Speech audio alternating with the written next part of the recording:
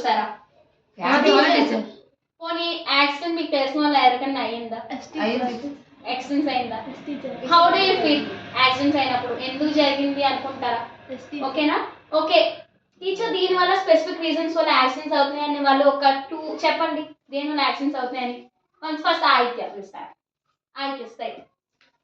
అంటే safety rules పాటించడం లేని వాళ్ళు, ట్రాఫిక్ రూల్స్ పాటించడం లేదు. సో ట్రాఫిక్ రూల్స్ ఫాలో చేయకపోవడం వలన యాక్సిడెంట్స్ అవుతున్నాయని అయితే చెప్తుంది. ఓకే సినానాలి, thanks. Next drink and driving teacher. Drunk and drive. See most of the habit ఉన్నది ఏంటంటే మన పీపుల్కి డ్రింక్ చేసి డ్రైవ్ చేయడం. యూజువల్గా వాళ్ళు ఓన్లీ తక్కువ ఆల్కహాల్ ఇంటేక్ చేసాము సో తీసుకోవడం వలన ఏ ప్రాబ్లం లేదు అనుకుంటారు. బట్ అవతల వాళ్ళ వల్ల మీరు సఫర్ అవ్వట్లేదు. మీరు ఆల్కహాల్ తీసుకున్నప్పుడు అవతల వాళ్ళు కూడా సఫర్ అవుతున్నారు కదా. పోనీ మీ ఇంట్లో ఒక ప్రాణం పోయిందంటే మీ ప్రాణం మీద నీకు ఇష్టం లేదేమో, మ్యాక్సిమం నీకు వాల్యూ లేదేమో. బట్ యాక్సిడెంట్ అనేది అవతల వాళ్ళు కూడా హర్ట్ చేస్తుంది. ఓన్లీ నువ్వు ఒకరివే డివైడ్ని గుద్దుకుంటే you lost your life. It's because of your irresponsibility, because of your alcohol intakeness. That is your habit. ఓకేనా? కాకపోతే ఇప్పుడు ఫర్ ఎగ్జాంపుల్ ఒక లారీ డ్రైవర్ డ్రింక్ చేసి ఒక కార్ని ఫ్యామిలీ మీద వస్తుంది కార్ని కుదరదు. అప్పుడు ఏంటి possibilities? Both this side and both sides are suffering కదా, not only one side. And also traffic rules పాటించట్లేదని అయితే ఒకటి చెప్పాడు. ట్రాఫిక్ రూల్స్ పాటించట్లేదు. ఎందుకు పాటించట్లేదు? బేసిక్గా గవర్నమెంట్ అనేది ఎడ్యుకేషన్ ప్రొవైడ్ చేస్తుంది, అవేర్నెస్ ఇస్తుంది, బోల్డ్ అడ్వర్టైజ్మెంట్ ప్లే చేస్తుంది. But what is that? We lakh civic sense లేదు. మనకి ఉన్న రైట్స్నే తీసుకుంటున్నాం కానీ రెస్పాన్సిబిలిటీస్ యాజ్ ఎ సిటిజన్గా మనకున్న రెస్పాన్సిబిలిటీ కదా ట్రాఫిక్ రూల్స్ని పాటించడం. అంటే avoid by the law and the nation.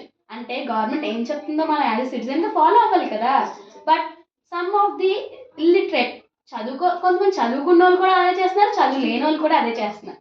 So మనం ఓన్లీ చదువులేదు వాళ్ళకి తెలీదు అని చెప్పడానికి లేదు కదా.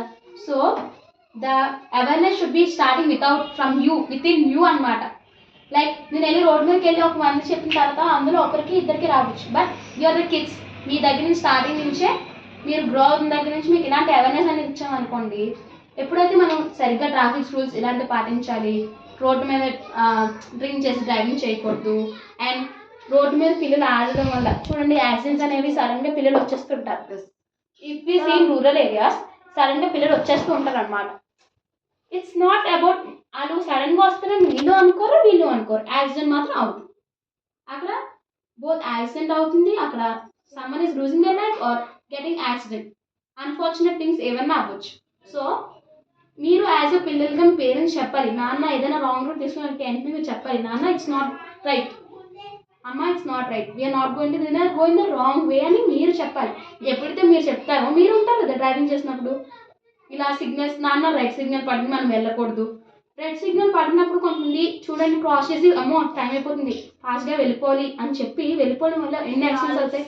సడన్గా ఒక కార్, ఇప్పుడు ఫర్ ఎగ్జాంపుల్ మీరు కార్లో వెళ్తున్నారు అనుకోండి, కార్లో ఇలా వెళ్తున్నప్పుడు సడన్గా ఇక్కడ లారీ ఇక్కడ వాళ్ళకి గ్రీన్ సిగ్నల్ ఇచ్చింది, ఇలా చూస్తే what it may take a few seconds.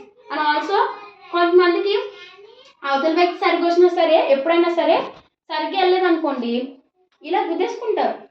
It's minute seconds, అది ఎప్పుడు మనం ఎలా చదువు చెప్పలేము.